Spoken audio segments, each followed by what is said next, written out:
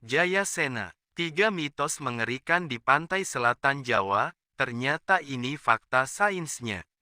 Pantai selatan Jawa dikenal mempunyai ombak besar serta pemandangan yang indah. Namun di balik itu, pantai ini juga menyimpan sejumlah mitos mengerikan dan legenda yang membuat masyarakat penasaran. Tidak heran hingga kini masyarakat masih kerap mempertanyakan asal-muasal legenda penguasa pantai selatan. Begitu pula tujuan ritual yang biasa dilakukan di pantai selatan Jawa hingga fakta kenapa banyak orang hilang di pantai selatan. Mitos menurut Kamus Besar Bahasa Indonesia (KBBI) adalah cerita suatu bangsa tentang dewa dan pahlawan zaman dahulu, mengandung penafsiran tentang asal-usul semesta alam, manusia, dan bangsa tersebut, mengandung arti mendalam yang diungkapkan dengan cara gaib. Mitos dan dongeng sebetulnya bentuk keingintahuan masyarakat pada masa lalu terhadap peristiwa alam. Penemuan fakta sains memang dapat berkembang dari mitos.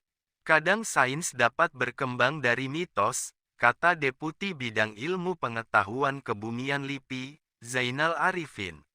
Salah satu mitos di pantai selatan, larangan menggunakan pakaian hijau yang dikaitkan dengan penguasa pantai selatan, yaitu Nyai Roro Kidul.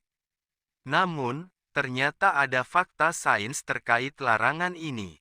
Selain itu, masih ada beberapa mitos pantai selatan. Berikut 3 mitos mengerikan di pantai selatan Pulau Jawa dan fakta sainsnya. 1. Larangan berpakaian warna hijau di pantai selatan. Mitos larangan berpakaian warna hijau di pantai selatan sudah melegenda pada masyarakat Indonesia. Konon, jika terdapat pengunjung yang nekat menggunakan pakaian hijau, maka dia dapat dijadikan sasaran oleh Nyi Roro Kidul untuk ditarik ke dalam istana gaibnya. Selain itu, orang itu juga akan dijadikan sebagai salah satu pelayan Nyi Roro Kidul. Namun larangan tersebut dapat dijelaskan dengan kacamata sains dan fakta sains. Dalam ilmu pengetahuan, air laut memang tampak berwarna biru.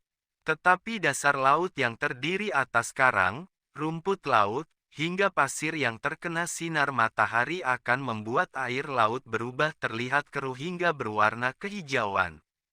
Warna pantai laut selatan berbeda dengan warna laut lainnya yang kebanyakan berwarna biru bersih.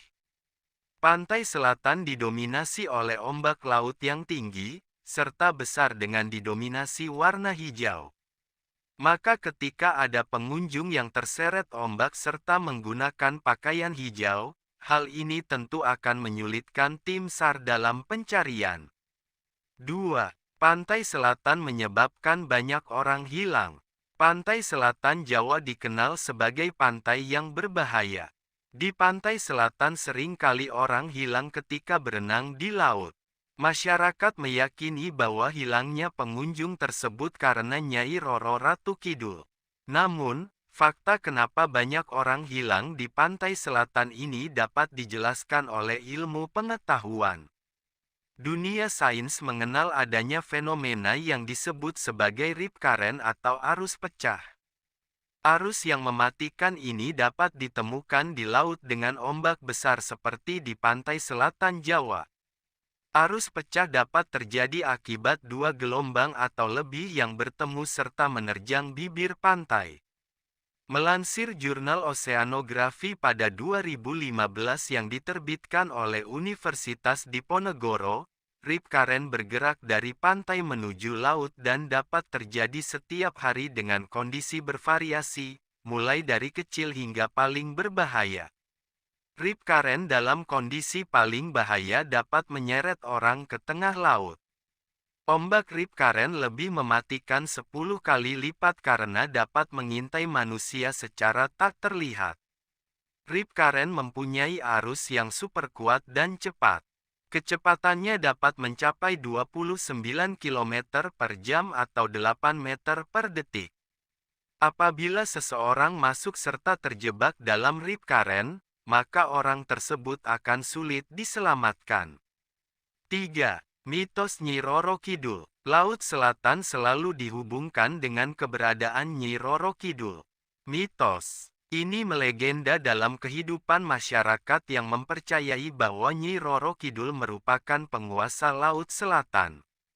Dia digambarkan sebagai sosok wanita berparas cantik dan bergaun hijau. Di Laut Selatan, dia memiliki tahta pada kerajaan besar yang terdiri atas para lelembut atau makhluk halus.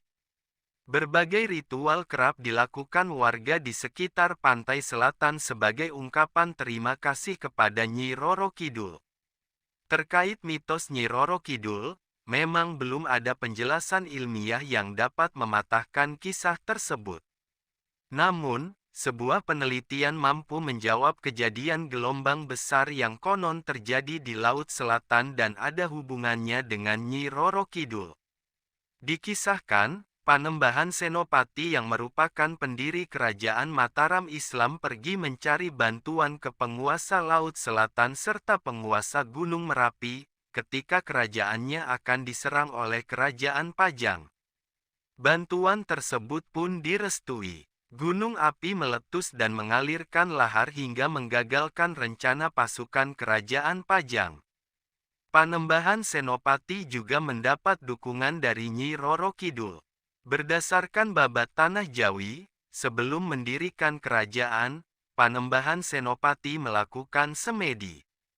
Semedi tersebut membuat hawa panas yang menyebabkan gelombang besar. Akhirnya Nyi Roro Kidul sang penguasa pantai selatan menemui Panembahan Senopati dan memintanya berhenti karena gelombang tersebut mengganggu rakyatnya. Nyi Roro Kidul berjanji ke Panembahan Senopati untuk membantu mendirikan kerajaan Mataram Islam.